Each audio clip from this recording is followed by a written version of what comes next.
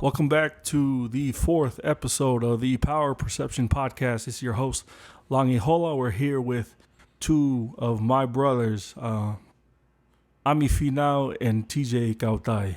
Ami and TJ both played at Trinity High School. I think they were on the last team that made a deep run in the playoffs for Trinity. They both went on to play at Snow College, went to Independence, and now they're both playing together again at Maryland in the Big Ten. So, yeah, thank you for you guys coming on. I just want to start our conversation out with the question I ask everybody who comes on to the show, which is, when was the first time you got in a game? Knowing when you got to the D1 level, it's like, I'm not playing with high school kids anymore where I'm the best player. First time you got. It could be in practice. It could be, I think the first time for me would probably be right back off a mission. I was practicing with, they threw me in with the ones right away at Snow, and they ran a stretch, and the center got to me pretty fast, and I had never played linebacker before, so mind you, I played free safety in high school, and then right at Snow College after admission, I'm in the middle of the defense playing middle linebacker. So remember that I'm playing in a DB stance, standing straight up with one foot behind the other, with my coach yelling at me. I'm locked in though. I don't know what's going on. They're running a stretch. I start running right to pursue the ball. I'm sort of tracking the ball, staying on his back hip. And then out of nowhere, I feel this old lineman just grab me, like push me probably like 3 yards. Now, this was a flag because he didn't just dog me, because I'd never just been dogged before like that. But he grabbed me and was like yanking me. I was like, what the hell is this guy doing, man? Like, he was like yanking me. He ended up throwing me on the ground, but it was a holding, personal foul, all of that. And I got up, I was like, damn, okay, let's play football then. And from then on, yeah, I was on everybody. Tackles, guards, centers, receivers, running backs. I didn't care who you were. I hit anybody. So that welcomed me to the game and took off there. I think for me, it was first moving here to Texas, or in Texas, because like I said before, I couldn't play football when I was younger. So back in Hawaii, I never played any sports. And so when I moved to Texas, I went to a different junior high than TJ. And so it was kind of cheap because TJ's team was full of all the polys, all the Tongans, Samoans, whoever you could think of. And my team was just Palangis, and then it was like 2 Tongans or like 3 Tongans. And I can't specifically remember a playing, but I do remember, being welcomed to Texas high school football or junior high football, and then going on to high school football. So it kind of helped me expect, what to see, and blocks and all that. And so I think just moving to Texas and going against TJ Them's team was kind of where I got. So that's crazy. When I think about it, oftentimes, we, in terms of being on the football field, I think one of the hardest things is learning to have short-term memory. Because if you can't forget the last play that you just got beat on, man, it can destroy a player's psyche. And there's players out there, wide receivers, for instance, if they drop 2 or 3 balls to start the game, they're done. They're done. Yeah. The quarterback will not look their way for the rest of the game. Sure. And so, I like to bring that up because, no matter who you are on the football field, that's the one thing I love about football is it doesn't matter who it is or when it is. There's an upset every single year. And one thing that never happens in basketball or any other sport is there's never upsets in the NBA. You know who's going to win the championship to start the season. But for the NFL and college football and high school football, there's always one team that gets hot at the right moment, and they 100%. can win it at any single Turn it time. around, So that's one reason why I always bring like, when's the last time you, or like when was the time you guys got. So we'll kind of switch lanes here. Let's talk about who were your guys' biggest mentors coming into football. Guys who taught you the game, or didn't even teach you the game, introduced you to the game, like helped you. And if it wasn't for this person, you probably wouldn't be where you are right now in terms of football. It could be anyone. Well, you already know. Everybody, most polys, most people got to start with their dad, and that's just, you know, if you're fortunate enough to have it that way. So I was fortunate enough to have a dad who played sports, and coming to America and moving to Texas, I mean, he realized how big football was. So he obviously introduced me to the game, and even though he didn't really know much about it, he knew like that the most important thing to do was work hard. So introducing me to that at a very young age, like 9, 8 years old, just getting like pretty much just setting that mindset in you at a young age that you have to work hard no matter what you do to be good at it. He's somebody who introduced me to the game, or he is who introduced me to the game. But people who mentored me through the game, I'd have to say, would be my 2 older brothers, Lahi and Theo. So obviously with their experience with being older than me, and Lahi playing offense and Theo being able to play offense and defense, I sort of just jumped in and did what Theo did. I played everything. So offense, you know, I got really good tips from Theo as well as Lahi. And then defensively, Theo could really help me, you know, learn what I need to do better at certain positions and technique-wise to just be the best player I can be. I think one of the biggest mentors for me was, I mean, obviously my dad, but he never really knew anything about American football because he played, you know, rugby. But I'd say TJ's pops, Kautai. Ever since I moved to Texas, he's always kept me around the boys. And I mean, even though TJ and Seal, you know, they're all my same, you know, we're all the same age, I'd say that, you know, they helped me in that mentor aspect. They helped me learn the game of football. And so being around them, it kind of pushed me to be the person that I can be, to work hard, like TJ said, and always just staying on top of things, you know, as far as school and football and stuff like that. So, yeah. Man, I kind of want to expound on your dad, TJ. No, everyone doesn't take this very serious, but I remember like when we were younger, people would always like make fun of your pops. Yeah. And that hits home to me because like I remember like your dad. So I'll tell you guys a funny story about Kautai. I remember when I was growing up, one thing that was huge was I was always like, so when me and Lahi are the same age. And so Kautai would make us do everything together in terms of sports.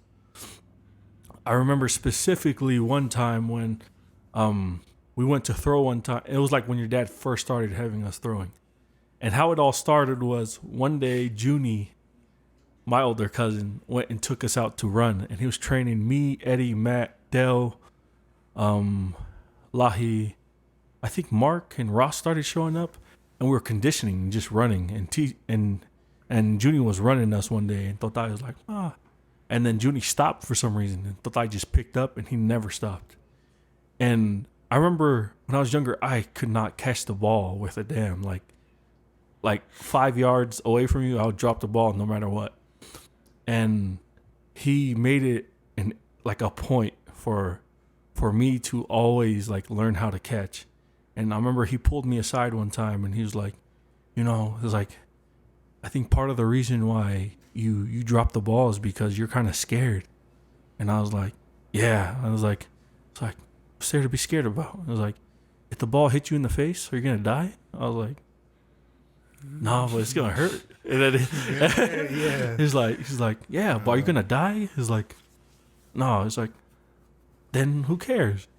It's like, they're all going to laugh at you, and then the next person who drops the ball, we're going to laugh at that person too. It's like, who cares? And I was like, dang. So we started working out for like a few weeks. This was like when we all first started training. My cousin, Junior and Noah, moved in with us. We were throwing at Trinity High School one time. And I remember June. So he knew me as a kid who couldn't catch and who couldn't run. We had been training the whole summer. And June was like, oh, I'll line up. And then he lines up in front of me. And like I'm like scared. I'm like, dang, June's a beast. But Junior was only like a sophomore in high school. Sophomore, freshman in high school. I just thought of him as my older cousin who was more athletic than me. And I remember he was just playing off. And so I ran a post and he tried to trail me. And as soon as I stuck my foot in the ground, Lahi put the ball right on the money and I caught it. And I was like, oh, shoot. Like, damn, I can catch it now. And then Junior was like, oh, hell no. Run that back. And then when I went to go line up again, June tried to press me. I was like, I don't want to run around anymore. He's bad. and so like Dale and Ross started doing one-on-ones with June that day. But what people never give credit to Kautai for is he went all in on his kids and he wasn't afraid to do it. And how I see him is kind of the same way as how I see like LeVar Ball. Like, all my boys can ball, and there's nothing you guys can do to stop me. And when Dale was playing quarterback, what did Kautai do? He went and learned everything he could about being a quarterback. He saw Donovan McNabb drops that front arm, and he drives off his back leg. So he made Dale go to every single camp. Yeah. And then he made Lahi do that, and he made all the boys start learning. learning. Camp in Louisiana. Exactly, yeah. See?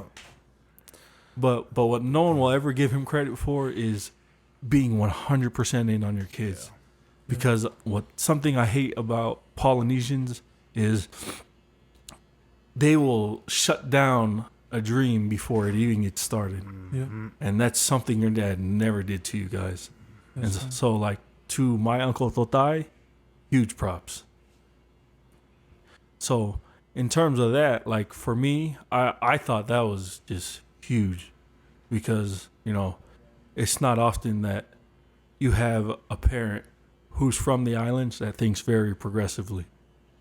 And so what I wanted to give you guys this time for is like, when's a specific time you look back and you're like, man, I'm thankful my dad did that for me. Because of this, like I'm way more prepared than the person trying to match up with me right now. Man. It probably would be. My dad never really.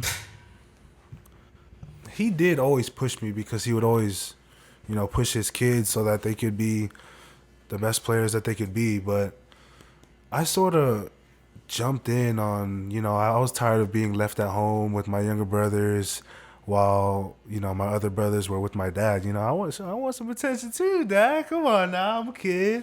Like, I'm tired of, like, give me some cleats, give me some gloves, like, show me some love. So I would wake up with him, and I would just go. I would just jump in the truck. He'd ask me what I'm doing. Like, I'm coming to work out. Like, this is a young age. I'm probably 8 years old, and, we're running stadiums at Pennington. We're running the bleachers. We're doing speed work with Coach Harris. For those who know him, back in the day, like that was the guy. If you came back the next year and nobody knew what happened to you, yeah, Coach Harris was the reason why. So it'd probably be that. But I think a specific time, a hard time I went through my junior year, junior summer going into senior would be not having any offers. That kind of hit me like my junior year because, I thought of myself as, my dad had built me up from the ground and I had become like somebody that I was really proud to be. So I had no offers and we're doing summer camps like my dad does. He takes all the boys from Euless who want to play football and he takes them to Utah camps, BYU, Utah State. So we're going to the Utah camp. We had just finished a BYU camp, and my body was done. I remember waking up one morning, and I told this to my brothers, and I woke up and I couldn't move. Like I really couldn't move a muscle. I was awake. I was looking around, and this was to go to my the last BYU camp that I would ever participate in, their junior day. And supposedly there was rumors about, you know, me being there that day, and, you know, them offering me, but I mean, I didn't care. So, cause I had dominated their camp since I was a eighth grader. Eighth grade, yeah. I did that camp as an eighth grader, and nobody was better than me there. So going to the Utah camp the next day, we're at your mom's house, and your mom's waking us all up, and she wakes me up, and I'm up, and I remember thinking, I'm done, you know, like, this is all for nothing. I go to these camps, you know, I do well in these camps, but if I can't get offered, like, whatever. Like, I don't care anymore. I'm going to just enjoy my senior year. I'm going to have fun. We're going to have a good run, and that'll be that. But, you know, knowing your mom, she wasn't going to let that slide. She wasn't going to yell at me, so she called my dad. I get a random call like 5 minutes after I tell your mom I'm not going to the camp. My dad's yelling. He's cussing at me. He's like, I don't work my ass off for you. It's for you to decide what you want to do. You're going to do what I tell you to do. Take your ass to that camp and bring your ass back home. And I remember thinking like, damn, all right. So I get into Suburban with Mata, Sam, Seal, Ami too. And we're all driving up there. We didn't even sign up for the camp, you know. Your mom walked to Kalani and was like, hey, I have these boys, like, can they do the camp? And so we kind of got this like little VIP entrance into the camp, and here we go, you know.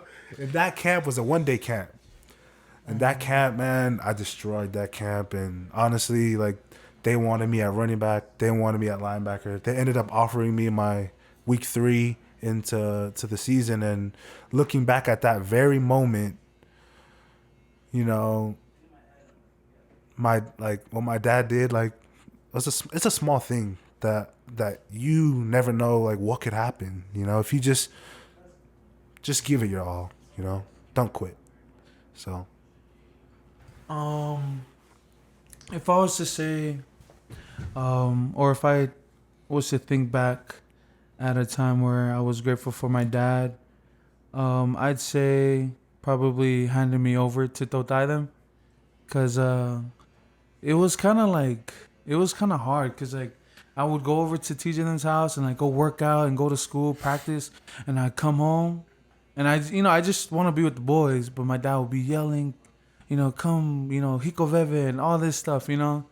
And so it was kind of like, it was difficult because I wanted like to live the football dream of like going to college, going to D1.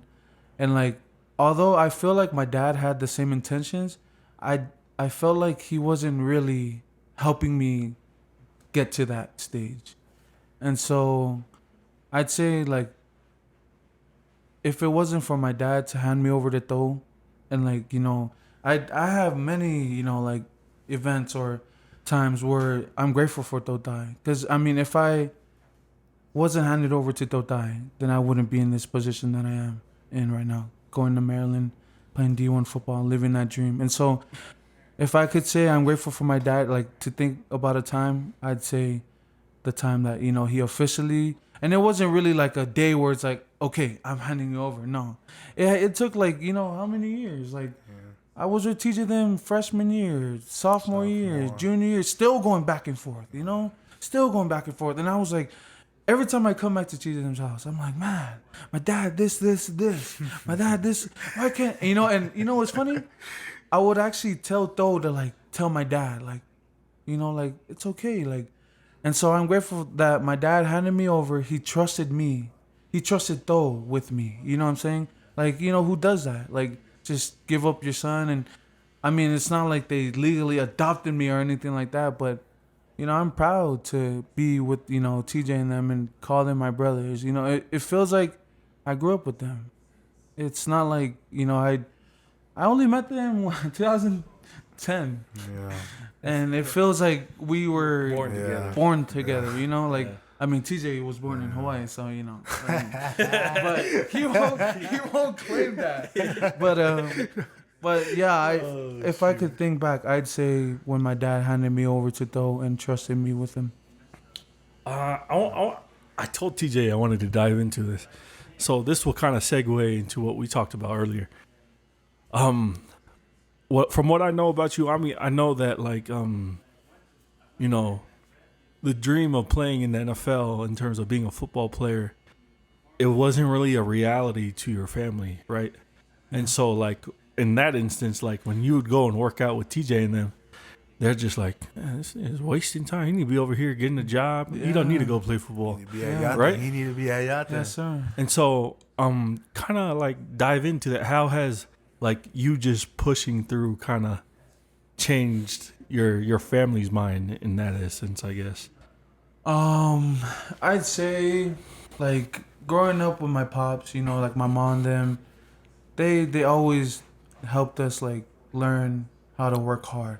You know, like growing up at the Uta in Hawaii, you know, doing the umu and, you know, all this stuff, you know, getting the mei. I'd say, man, I just lost my train of thought. Oh, so whenever I would go over to TJ and them's house, what kind of changed my family's mind was like, I would come to TJ and them's house and tell them what my parents think. And then Tho would be like, man, you know, like, forget it. Like, yeah, they can say all this stuff, but only you can control you, you know, like, you do what you want. And it's not like you're doing something bad to where you want to go rob a store. You want to go, you know, rob a bank. You know, no, it's not none of those bad intentions. He said, all you can do is one thing, and it's prove them wrong. And so, like, you know, like, just going with TJ them work out. TJ them will always be like, come on, like, you know, like, we're not doing this for nothing. Like, we want to go D1. We got to do what D1 people do. And so, like, we would work hard. We'd do all this stuff. And, look, I went to Snow. That was, like, kind of rock bottom for me because I remember when me and TJ quit, like, you know, we left the team because they were, you know, doing a bunch of bad stuff to me and TJ, not playing us. I remember Tho would, you know, like, he, like you said before, he was all in. And so he never stopped there. That wasn't the end of the line where Tho was just like, you know, you guys come home. F it. Like, whatever. We just work. Yate. No. Tho was like, what else can we do? Boom. Go to Indy. All right, Ami. Same thing. All you can do is prove them wrong. Prove them wrong. And so, like, you know, sometimes I would use the excuse of when we work out and stuff, I'd be like, man, I have no family because my family don't really believe in me.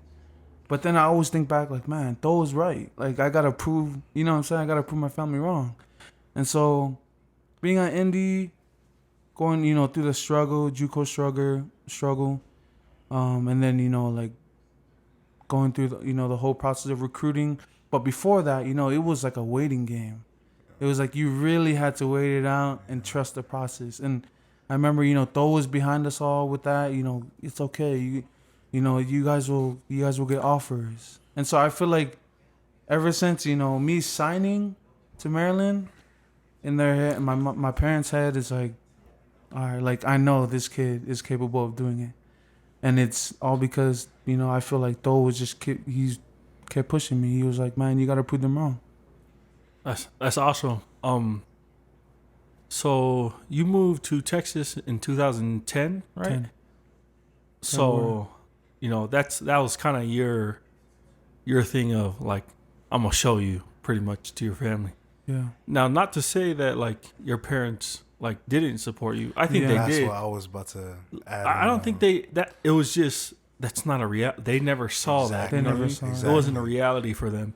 And for a lot of people, like, what they don't understand is like everything's a reality if you're willing to make it one. Yeah. And so, like, we need to learn as a people to be more open to everything.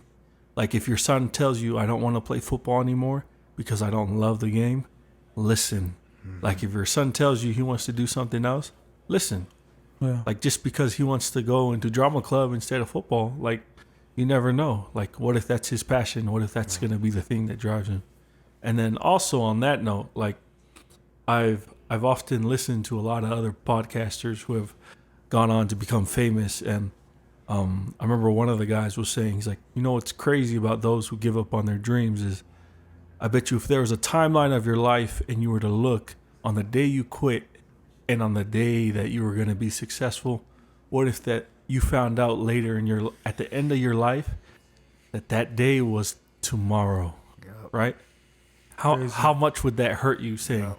I quit today, A and lot. that's the reason why I didn't make it to tomorrow. Yeah. And so, like, listening to what you guys say, that's crazy. So, I kind of want to segue what I talked about with you, TJ, earlier. You had a stigma with you when you were younger that you weren't a smart kid, Yeah. right? Yeah. And personally, like, when I was younger, I noticed, like, TJ, super high energy. He did not care what people thought. He spoke back a lot as a younger kid. But I remember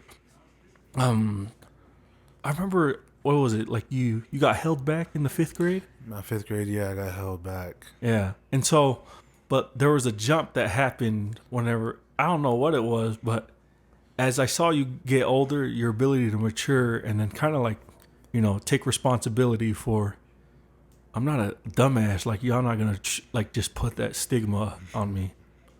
Kind of dive into like that. Because it might be little yeah. to people who don't know you, but I Yeah. think that's something that resonates with you. So yeah, it's like you said, you know me very well since I was a kid. Like Yeah. we grew up together, like we were the same family. Yeah. So my family and your family, we're one, and my family as well as yours. I was known as the kid who was a little slower. I was goofy. I had very thick glasses in the 1st grade. I never did well on any test exams or anything like that. So I was really just pretty much labeled the dumb kid in the family. And I was all right with that because, I was, like Lungy said, I didn't really care what people thought of me. I remember my 4th grade year, my aunt Kakala, she told me this.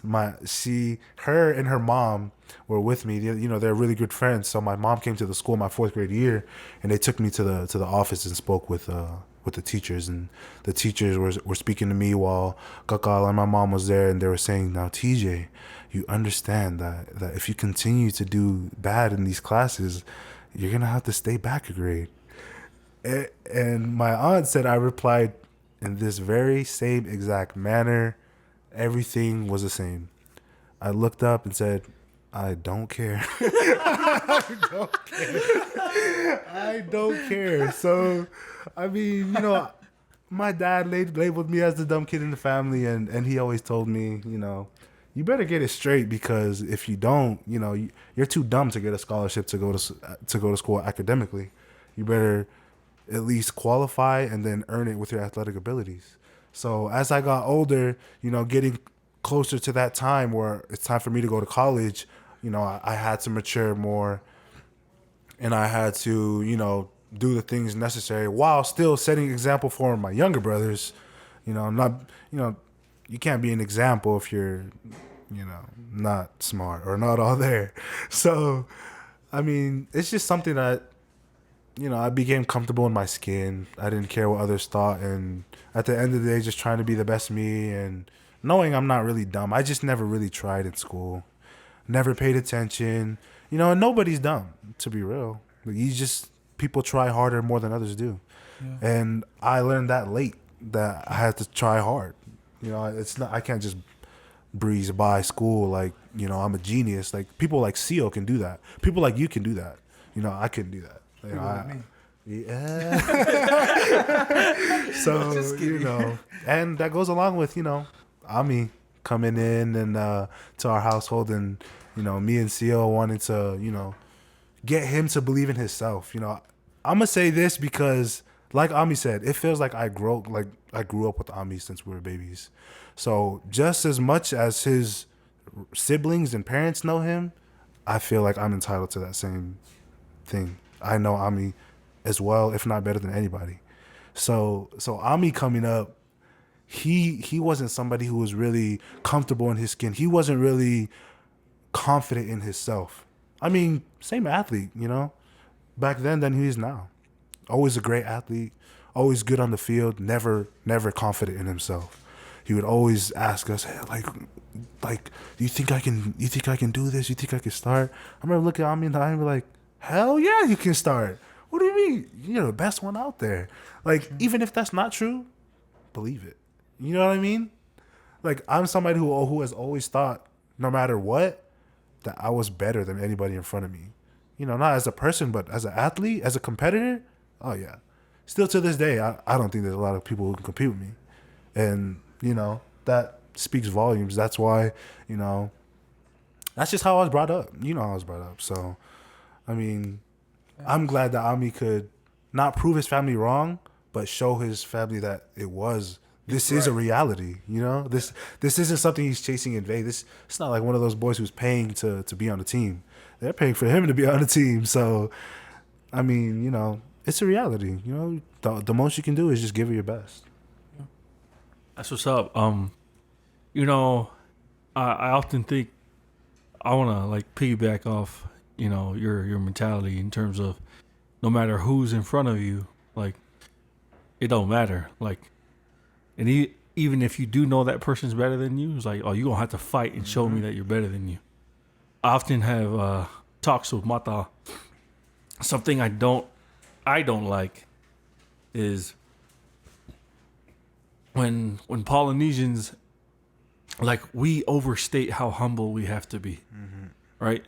So all of our great players who make it in the league, 100%, like 200% humble, like, you don't really know who they are because how humble they really are. Yep. And even if that's who they really are, like for us as like people who look up to them, it's like, man, I want to know them. Like what makes them tick? Why do they do the things they do? You know what I mean? Yeah. And so from that aspect, like, where was that in terms of when did you learn that? Like, competing, talking trash, like just letting loose, and then like give experiences of like when those times happened, I guess, for you guys on the field. I'm gonna say a young kid. I grew up in a family of 7. I'm the 5th kid, and I wasn't about to let any of them just beat me up, bully me. They did it, but I wasn't gonna let them do it for free. I gave them a hard time about it. So, I mean, you know, growing up in a household like that, your brothers. You're so competitive with your brothers. I was even competitive with my sister, Lenny. So, you know, I knew I had to eat faster to eat another plate of food, or, you know, be better than this guy so I can get a pair of cleats. So I feel like I grew that pretty early. And I think one example I could give is like in 7th grade, you know, the crowd is not that big, so you can hear everything that's on the field. The people in the stands can hear what you're saying. So I played quarterback, and I mean, I was a good athlete, but I wasn't really a quarterback. So we would run options, QB sneaks while we're on the opposite 30, and I'll take it. I'll take it to the crib. So I'll score and I'll get hyped. I'm getting, like, you know, I'm talking to everybody. I'm letting everybody hear me. And I hear one of my teammates be like, "Yo, chill out." I'm looking at him. I'm like, "Chill out? You're tripping, bro. Hell no. I ain't chilling out on nobody, man. If I got my foot on your neck, you gonna feel it, and so you're dead." So, I mean, ultimately, that's the world we live in. Not only in sports, but, you know, in the real world, in businesses. The world is so competitive, and if you don't have that, you know, competitive chip on your shoulder, I mean, who's to say, you know, how great you can be? You can be great, but you can be greater with that competitive chip on your shoulder. So I just think, you know, I grew that at a young age, and I think more days, I'm a lot more. I don't voice myself as much as I did when I was younger. It takes a lot of energy out of you. It takes a lot of energy out of you. Like, you're not tired from the run, you're tired from talking. Exactly. Too much. Yeah. So I'm not really much of a talker now. I just like to play. That's it. Those are my younger days. I guess I grew up. I agree too. I mean, I think I kind of learned that at a young age too with my siblings. Like with my older brothers being competitive, whether it's going to yate or, I don't know, going to the park and running around, seeing who's faster and all that stuff. And like TJ said, who can eat more. But I think like the trash talking came when I started like being with TJ and them. And like TJ said before, I mean, maybe even now I'm not really like, you know, all the way confident with myself, but I definitely gotten better with like, you know, believing in myself and saying that I'm the best D tackle like on that field right there. better than my teammates, better than the other team's D tackles, you know? And so I don't know. I get tired from it, but I still do it. I still play dirty, so I mean, I don't know. I feel like it'll like, I don't know, intimidate the other team, and then they're like, you know, make sure they go home and they're like, oh my gosh, that number 54, blah blah blah, you know, just going off. But yeah. Man, I remember I was watching. So NFL Network does a football life where they like choose one Hall of Famer and they go deep into their whole entire story. Marshall Faulk did a motivational speech for, I want to say it was Toledo College. Yep. And when he was standing at the front of the room, his first question was, "Who's the best player in this room today?" And no one raised their hand. And then he was like, "Honestly, boys, if that's not the case, it's like, I don't want to go to war with any of you." He's like, "When you step into a field or a place or anything, I need you all raising your hands, and this is why." It's like, if you don't think you're your best, you can't bring the best out of your own teammates. And if you can't bring the best out of your own teammates, your team will never achieve anything. And I promise you that. And then he went on throughout his In a Football Life documentary, and one of his coaches asked him, like, "Marshall, why you talk so much?" And he's like, "It's like, you don't have that right to ask me." He's like, "What?" He's like, "I work hard to have this right." He's like, "I don't spend time with my family. I don't spend time with my friends. I don't go out on weekends. I don't do this. I don't do that."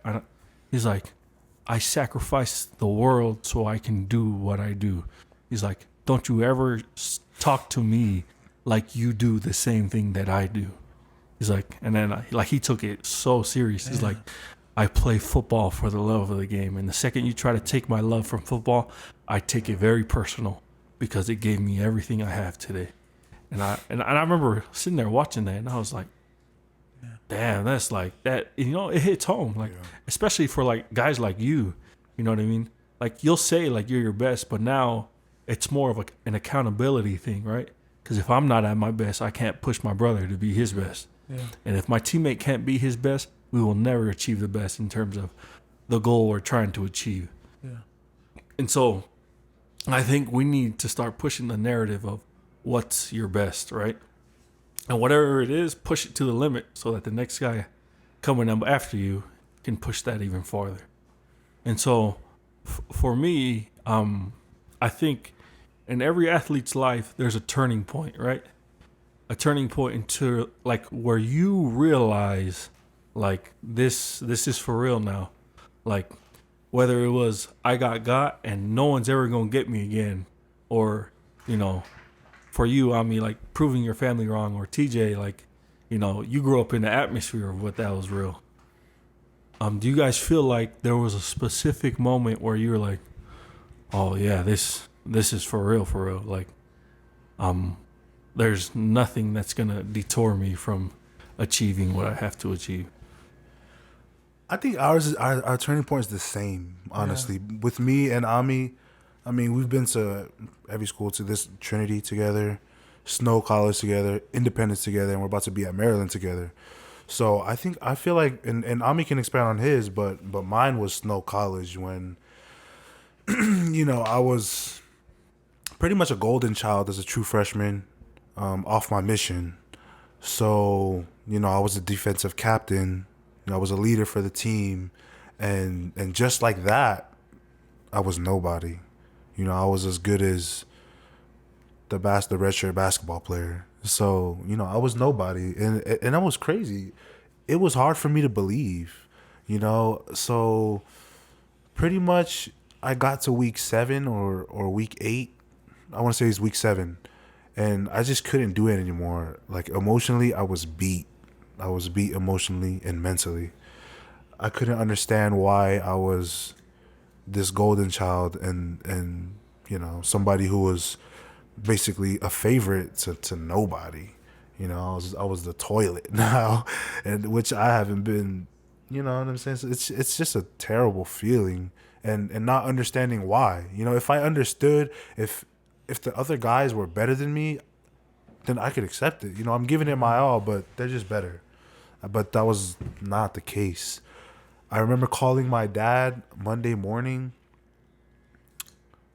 Tuesday morning, before practice, and I broke down to my dad.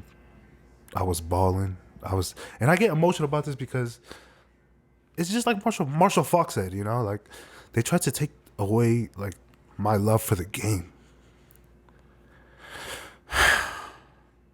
So I get really upset about that. But it's just like you said. My dad is always all in when it comes to his kids. So I remember telling him that I was done. I couldn't do it, and he spoke to me as an understanding father, and he said, "Okay, TJ, I understand." He felt my pain. So after he called me, after that conversation, you know, he told me, you know, if you want to come back home right now and you don't want to play football anymore, like, I understand. Like, if you can't do it anymore, like, come home, TJ. And I remember telling him, I'm going to finish the semester, but I'll figure it out, Dad. Don't worry. Like, trust me, I'll figure it out. So, I mean, you would come to find out. I left, and I didn't know what I was going to do. I was going to go to Blinn College until Snow College didn't give me my release. So Independence didn't care about that release. I went to Independence, and I still wasn't released and I was there for like 3 days. I ended up getting released and, you know, being able to participate in the football program at Indy, and, you know, I took it off from that. Was a turning point. And from that moment, you know, I always told myself, even if it would be today, like, I would never let another man take away my love for the game. I would never let somebody else control my future. You know, it's just ridiculous. I could have stayed at Snow College and just been sat. I could have went back and said, oh, they'll start me this time. I was fed up. I was done. I was ready to show them who I was, you know, who the real me was. So that was my turning point. I'd say like TJ said, we basically had like the same turning point. You know, like we went to Snow, and then, you know, TJ had his situation going on his side, and then I had my situation on my side. And like TJ said, you know, we'd understand if the person in front of us that was playing was better than us, then we'd accept it, but they weren't. And so, you know, it gathered up, you know, a bunch of, you know, angerness and all that stuff for us. And then, you know, we ended up transferring. But it's crazy because TJ transferred, you know, he went in the spring. I took the spring off because, man, like I was rock bottom too. You know, I didn't know what to do. I was gonna go back to Snow, but then TJ was like, nigga, just come here. Like, come here. Like, you know, we're gonna build from here.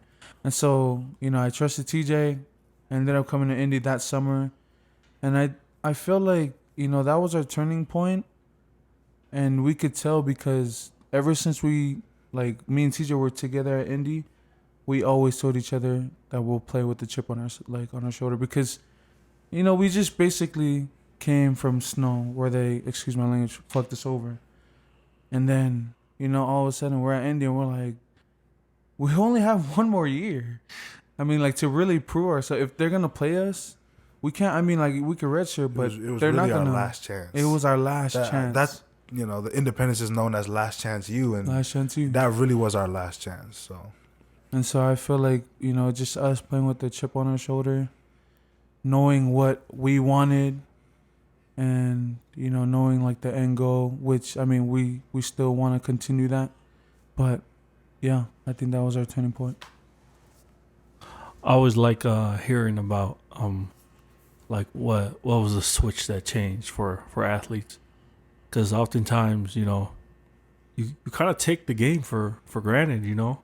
Yeah. Like you'll go back and look like, man, if this coach would have done this, you know, I could have been better. You know, if he would have just gave me, you know what I mean? And there's all these like determining factors on whether you're gonna make it or not, right? And I always tell my little brother, you you never give them one excuse, like ever. Like if coach doesn't play you, or like if he finds out you were 1 minute late to this meeting or this practice, or you know what I mean? It's like, be as perfect as you possibly can when it comes to your future in football, if that's your dream and your reality. Because I promise you, it's like, if they want you off the team, they're going to start looking for excuses not to play you. And so, like, if you miss that practice because you were pissed off about something the coach said or something the coach did, or one day you're starting and now you're fourth string, but you don't know why. Yeah. You know what I mean? Yeah. It's like you just opened a whole entire gate of, well, I mean, I saw, you didn't come to meeting on time 2 or 3 times last week. Yeah. You were at practice this time, and, TJ, we had workouts. I saw you didn't finish your workout. You left early. You said you had class, but we went to class and you weren't there. You know what I mean? Yeah. And these little things begin to add up. Building up, yeah. And I would always tell them, like, hey, bro, like, if you give them no excuse not to take you out of that position, the only way someone can beat you is if they're better than you. Yeah. And then you can go home and sleep good at night knowing it's like, Exactly. he was better than me. Yep. And that's all I can really say. Yeah. And then with that being said, I've had this talk with TJ and Mata in terms of football, but I don't think I've had this talk with you, Ami. And this is something I really wanted to stress to you.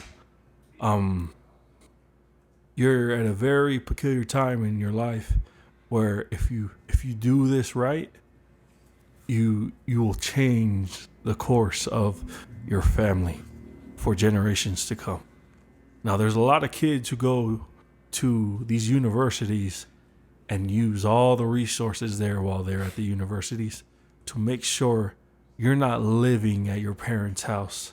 You're not going to the airport to work at the warehouse or with your cousins and your uncles, and no knock against those guys. That's how they make bread and make living for our families. But Yeah.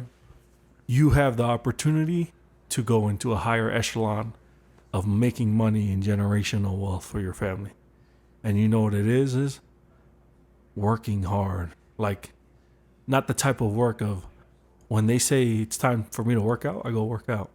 It's more of you expend every single possibility out there to make sure that this comes true. Because if you want to go to the league, you can. Yeah. But what are you willing to sacrifice for that? If you want to party, like, you get to the league, you can party every single weekend for the rest of your life, right?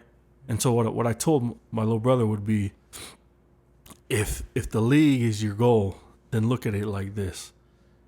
When kids come home from workout, let's say you have 6 a.m. workouts in the morning, it's like, then you have a meeting or something at the end of the day.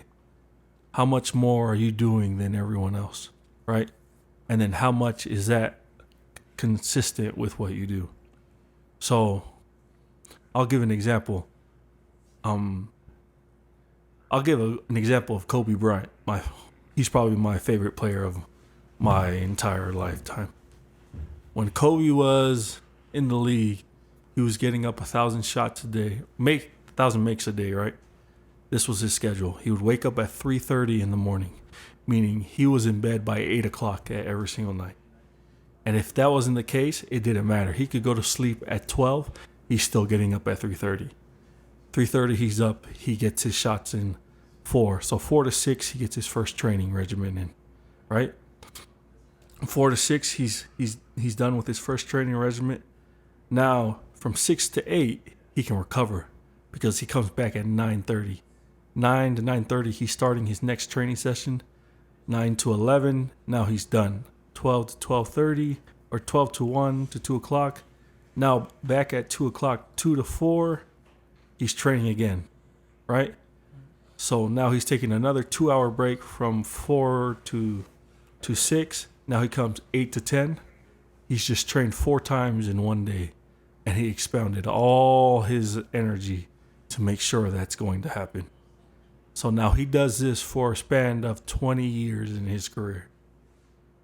There's no way you're catching him, right?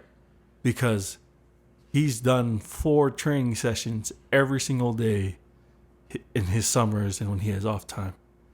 while there are kids out there who are in the same position you are, playing video games back at home. They're playing 2K, they're playing Fortnite. It's like, if I were to tell you, it's like you had to give up Fortnite, or you had to give up video games as a whole, or you had to give up specifically something, but at the end of the day, you're going to be an NFL Hall of Famer, what would you choose? Right? And so only reason why I say this is, like, this is the same exact thing of when people are saying, oh, like he's good and all to play D1, but like NFL Hall of Fame? Like, nah, that's not a reality. That's crazy. But if you think about everything that's happened in your life wasn't supposed to happen to you, right? Like, say with TJ, everything that's happened in your life, like, you weren't supposed to get out of snow. You weren't supposed to get to Maryland. You weren't even supposed to get out of high school. But for some reason, you keep going up another level. And so what I always tell my little brother is, your limits are boundless, right? So when you set your goals on something that's unachievable to the normal person, and be willing to put in the work that it takes to get to that point. Now, oftentimes, you're tired, you're mentally like drained, you're this, you're that. It's like, well, do whatever it takes so that you're not at that point anymore. I remember telling TJ the last time he came down, he's like, if you're really about this, like, start creating a schedule for yourself. This is my training time. This is my film time. This is my meeting time. This is my second training time. This is my second meeting.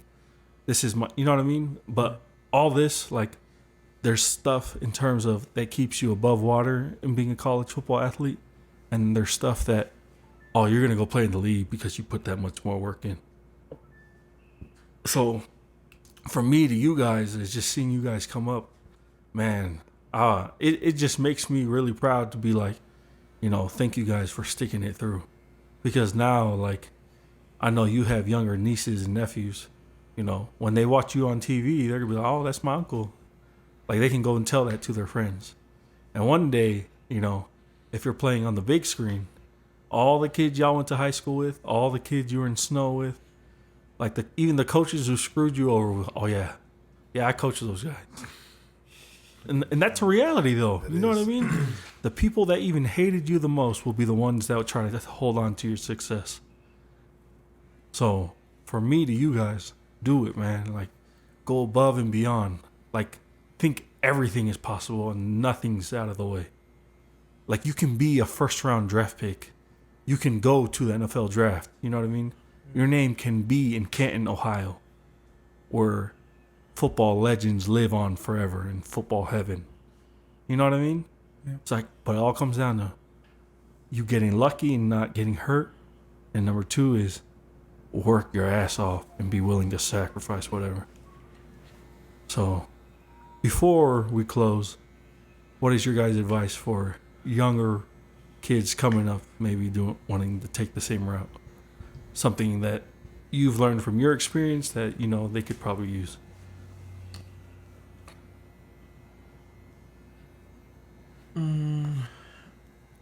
I'd say one of the advices I'd give is just the word sacrifice. Like, sometimes you want to go out with your friends, sometimes you want to play games and all that stuff, but you're just going to have to sacrifice time to do, your homework or put in the work, such as working out, going and just getting out of your comfort zone. I feel like for me right now, like ever since COVID happened and stuff, that kind of like made me like think about, the word sacrifice. And like, with TJ being up in Maryland and then like me having to like take extra classes in order to get into Maryland. I'm talking about Maryland this and we, playing so-and-so in the Big Ten. But before all of that can happen, I got to focus on what's going on now.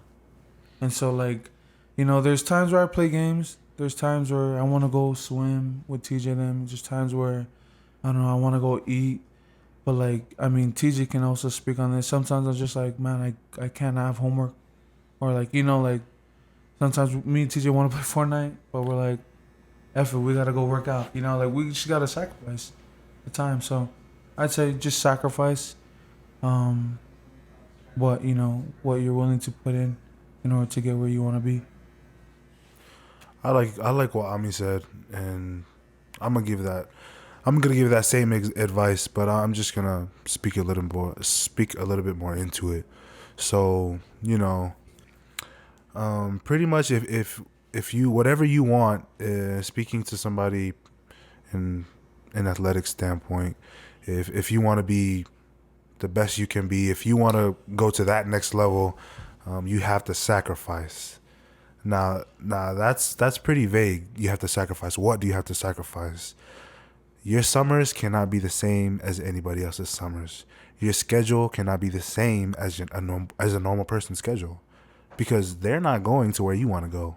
They're going to live a normal life. You can't spend as much time on the video game as much as your friends are. You can't play online with them till 5 a.m. You got to have a schedule, just like Kobe Bryant said, or just like Kobe Bryant had. You have to give up pretty much things that you like, and then gain love for things that you don't like. You have to love being uncomfortable. You have to really love the grind. And I can testify to you, that's not easy. Loving the grind is not easy. Who likes getting their ass whooped in conditioning? Not me. But I'll tell you what. Being at Maryland this past winter, I started to love running. I started to love the fact that they couldn't kill me anymore. I like the fact that they weren't controlling me. I was killing their runs at that. Like when it came down to when I got acclimated to what D1 workouts were, I was just as good as anybody else. So I have a lot of work to do left. We all do. Everybody who plays sports does. I gotta, being where I'm at, I can't be comfortable. You can never be comfortable no matter where you are, no matter how much you achieved, big or small. You just always have to be humble at the end of the day. And at the end of the day, I would say one important thing is listening. Listen to everybody. Listen to those who failed. Listen to those who succeeded. Listen to your mom. Listen to your dad. Just listen. That's something Lahi would always tell me as a young kid. Listen and do the things that you're supposed to do. And if you do those things, you'll be all right. Whether you succeed or, honestly, even if you fail, you didn't really fail. You succeeded if you tried. All right. So before we close, I just want to do a few rapid fire questions and then we'll be out of here. So question number 1, who do you guys pattern your games after? Guys currently in the league, like guys you try to play like guys you watch film on or highlights of. It could be college. It could be like... What was the question? Who do you pattern your game after? Oh. Or is it more of like, I play this way just because my body type, that's what my strengths are, so... Yeah, I can't really... I try to incorporate some other people's games, for myself, to work for me. But I'm still trying to find myself as a linebacker, I try to play the run heavy because of what I used to be, skinny, small. I try to do the things people say I couldn't do. So now I like fitting the A-gap. I like meeting guards on the pool. No matter if, sometimes they'll get me, but I'll take the challenge 10 times out of 10. So I like doing things that people said I couldn't do, putting myself in positions I never thought I could be. And if there was anybody that I do try to play like, I have to say 2 people. I want to play a lot like Luke Kuechly with Bobby Wagner's athleticism. So those are 2 guys that I watch a lot, that I try to learn a lot from them. So those are people I like watching to get better. Yeah, I mean, I can't really think of anybody. But like back in high school, you know, like when we're sophomores and you have the seniors, and so you look up to. There was a kid named Junior Olier, and I'm not gonna lie, he was like one of the coldest D linemen to ever play at Trinity. Bro. And like I'm talking about, he's reading the pools. He knows where the block is going. Like where the block is coming to him, he's just like vanished. Boom, he's already in the back. You know, like, and so I, you know, just kind of watching him being at Trinity, I wanted to pattern myself like him, and you know, I'd say I kind of did a little bit. You know, like reading the pools and all that stuff, and so you know, just going to the college level, you kind of have to adjust because. You know, there's a lot better blocking schemes. And, you know, from high school to college, it's not just, you know, high school where the dude's just standing, like, he don't know who to block. And in college, everyone's blocking someone, you know, boom, boom, boom, boom. But you just got to find out, you know, what fits best. But, I don't know, like, in the NFL, I don't really, like, I watch a lot of guys that are beasts, Fletcher Cox, Aaron Donald, you know, like, a bunch of beast dudes, but Fletcher Cox. I just, you know, I've never like been like, man, I want to be like him, you know. I just want to be me, you know, like I just want to do me. So, but I mean, you know, I watch them and I think they're really beasts. So, all right, that's what's up. Favorite teams, favorite players. Steelers. Fly, Eagles fly, yes sir. Suck it, Eagles. Suck it, Eagles. Favorite players. Favorite player, I'm not gonna lie. One of my favorite players to watch was from the Steelers, Troy Polamalu. Come on, you can't turn that down. Mine would probably have to be Deshaun Jackson. Man. I love watching Deshaun Jackson when he was an Eagle, even when He was a beast. I'm not gonna lie. Deshaun Jackson. Yeah, But he was on it. lucky he got hurt, else we went to the Super Bowl. Sheesh. And then let's see. I think we'll close with favorite high school or no favorite football memory. Like it could be like a highlight, you scoring a touchdown, making a big hit. What's your favorite memory of you playing football? Sheesh. Man. High school, Cowboy Stadium, man. Pick 6 in there. Oh, hey. That was a good one. You know, so that check was a this good out. one. In Texas football, in high school football in Texas, I guess like, you know, when you have a turnover, whether it's a fumble recovery or a pick, you can't block below the waist. And so what's funny, everywhere. I would always tease TJ on this because his pick 6 in the Cowboy Stadium, the quarterback was like gunning it. I'm talking about he was chasing, and like the angle he was taking, like I'm pretty sure he would have caught TJ. Nah, I wouldn't say he would have caught me, but he had a decent chance. But he had a chance though, and you know who had to block him? B. Like I just below the waist. Below the waist. And so I mean, like, you know, maybe that wasn't our favorite memory, but that was TJ's. That was my favorite memory. And I feel like, because you know, I mean, when you make a play like that in the Cowboys Stadium, they follow you. Like True. In the end zone, I made the newspaper. That I actually have the newspaper. So me and Seal are on that cover of the Dallas Morning News. So after that game, I even ESPN put me on Twitter too. Hey, tell the story about you and your pops. that touchdown you scored. Whatever you scored, and the camera did a close up. Oh man, you talking about the Cowboy Stadium? Yeah. So they went. I didn't know that. I didn't know that. Yeah, same game. I didn't know that. That's the same play. I didn't know they were gonna follow me to the sideline. So they're like, bro. So yeah, it's funny because my dad always seems to pop up like on the sideline whenever I make a play, like randomly. So you know, he came up to me and you know he looked the other way and you know he gave me like a fist bump. And he was like, "Good job," and I was like, "Yeah, okay." And I kept talking trash, like, and I just looked like somebody like. I look like an asshole because I was talking hella shit. I was like, that's what I do. Yeah. And like everybody was all over me. I don't even know where I was when you were doing that. You were probably tired. You're probably walking to the water. But I don't know. That's probably my favorite memory I can think of. I feel like I have way too many favorite memories. Just choose one. It doesn't have to be your most favorite, but just the one you can remember most recently. Well, then I got to pick. That was our same season. And I was the first one to get a pick on the defense. Lancaster. It was like our third game of the... I got offered to Utah after that game. It was my bad. It was our third game of the season, senior year. Same season that TJ got his pick six. TJ got his in the playoffs. I got mine third game. They did kind of like a RPO. So, like, you know, they had a guard pull. I read it, but it was our nose tackle. I was playing 3-tech at the time because I was, like, skinnier. I wasn't too big. Our nose tackle just, you know, bull rushed the hell out of the center because he down blocked, guard pulls. He blew up the center, tips the ball because, like, you know, he pulls the run, then he tries to just dump it over. And the dude just hits it.